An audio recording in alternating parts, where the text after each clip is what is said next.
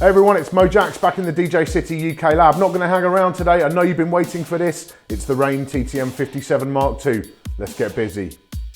So let's get the actual hardware looked at first of all. Now, it is very familiar to those who've used the 57 for a long time. It's not identical. I mean, with the current Serato DJ setup and so on, it couldn't really be identical, but it's very, very close, and in many ways it's improved. So you've got your normal 57 style layout at the bottom there. You've got your contour controls, your reverse switches for each deck as well.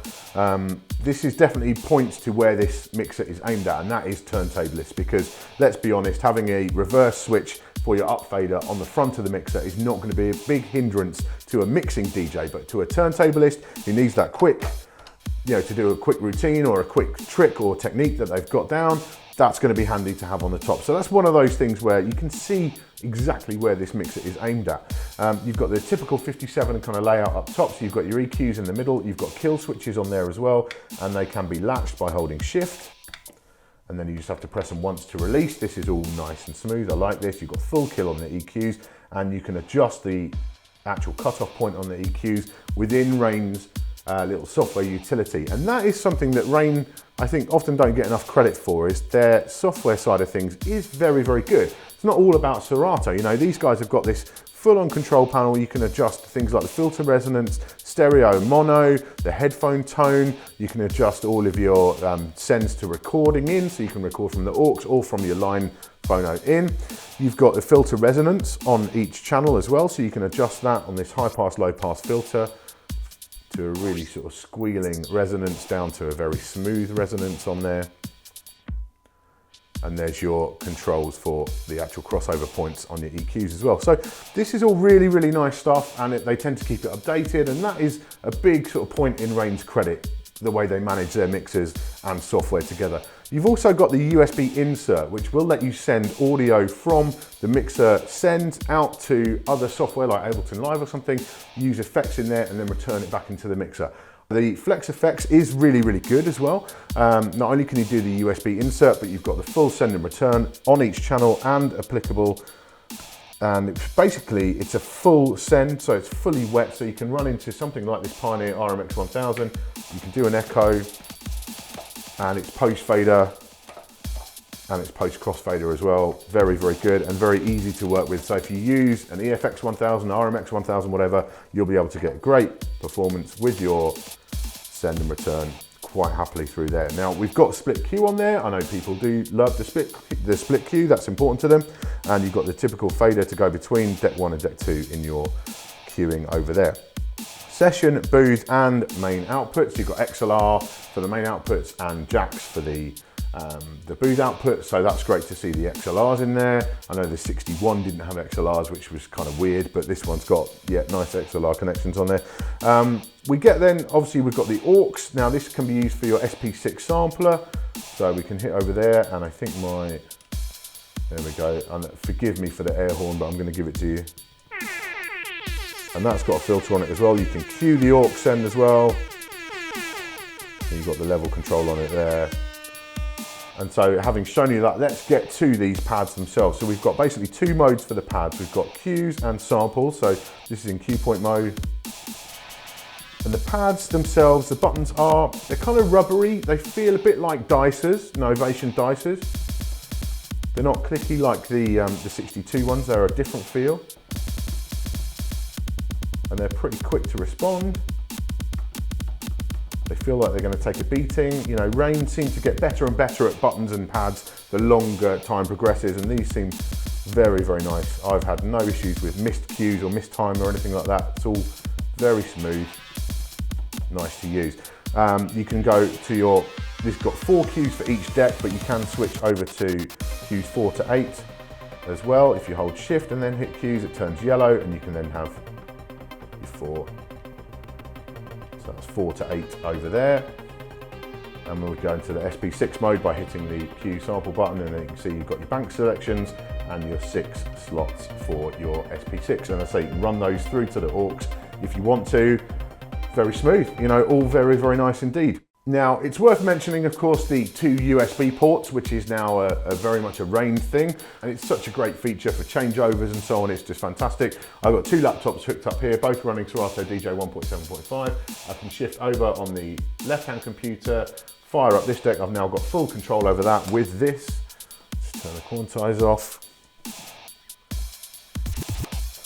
So I'm now playing from computer number 2 over here, and I can flip both channels or just one at a time. You can go back to back with 2 laptops hooked in here, and it just works super smooth.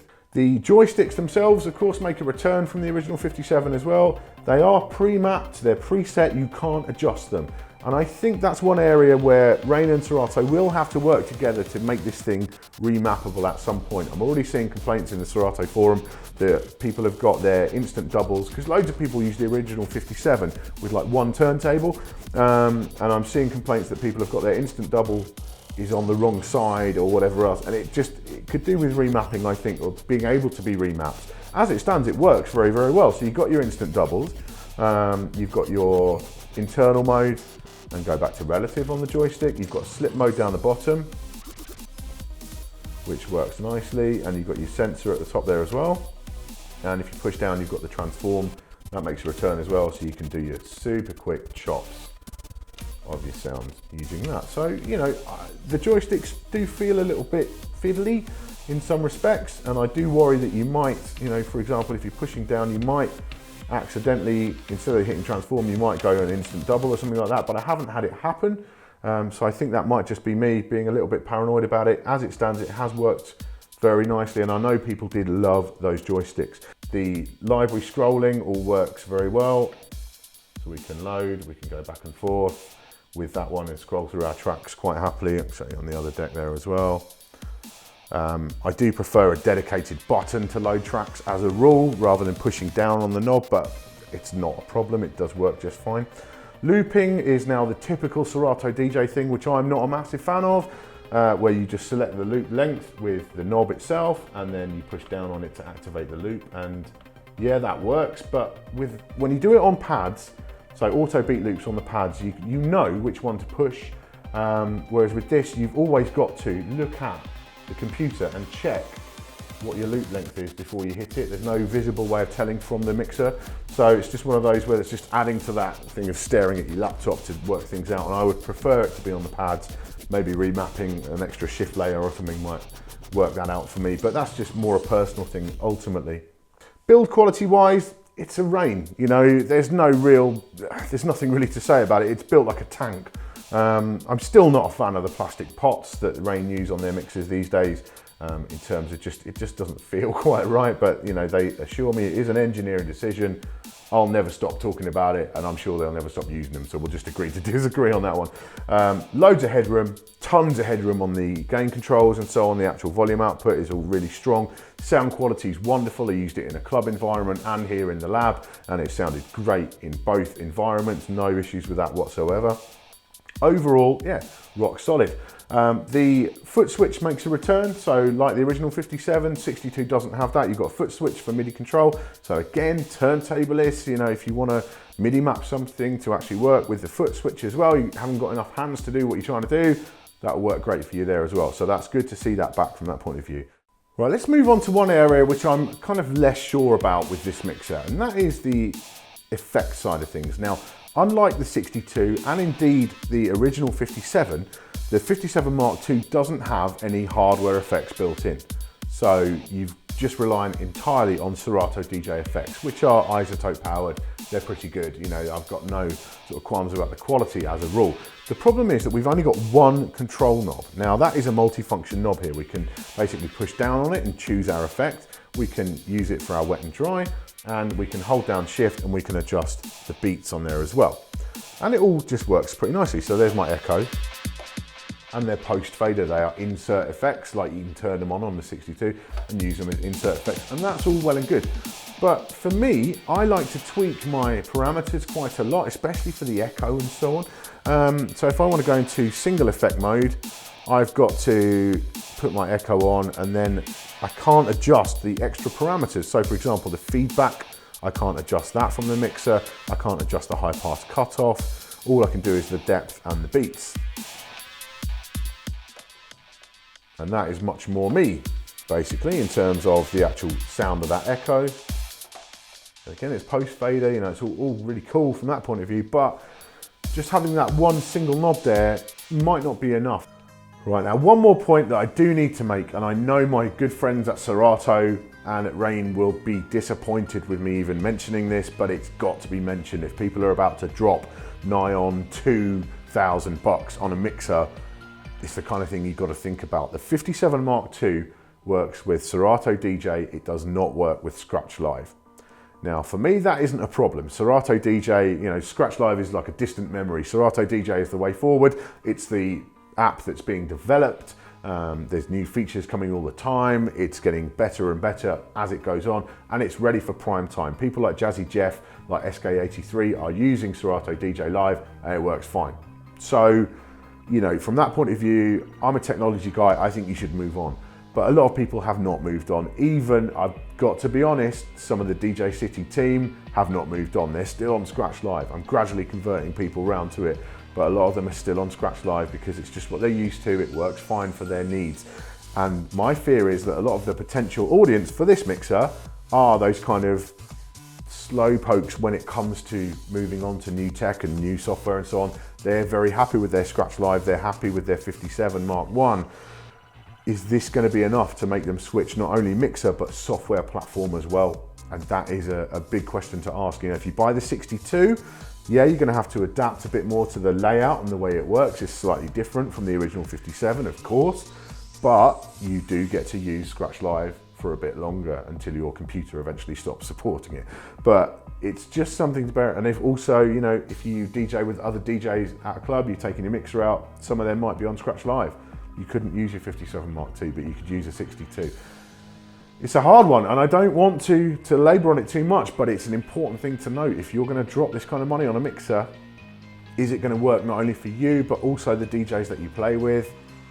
The 62 might be a better option from that point of view. So let's wrap this up then. Now, I checked street prices on Amazon today before shooting this video. This thing was selling at $1,750 and the 62 was selling at $2,000. Now, for me, as a club DJ, that $250 is absolutely worth the extra for the 62. You get a few things which will make a big difference. You get the hardware effects, which I do really like on the 62. You get a little bit more in terms of your overall software control. You've got a few extra buttons and so on there. The layers and the remapping is all there. And yeah, I'm afraid to say you have got that Scratch Live compatibility, which might work if you're working with other people who haven't moved on to Serato DJ. The 57 Mark II is basically a turntablist battle weapon. That's what this is. It's stripped down, it's got limited but very good control over Serato DJ for your cues and your loops and so on, and your library scrolling. It's all just kind of there. I don't like single knob effects control on any Serato product, full stop. I like the 3 knob setup that comes on a lot of things, but it works fine and it's all post fader and lovely. You've got the great faders all round, you've got the contours and stuff all on the top.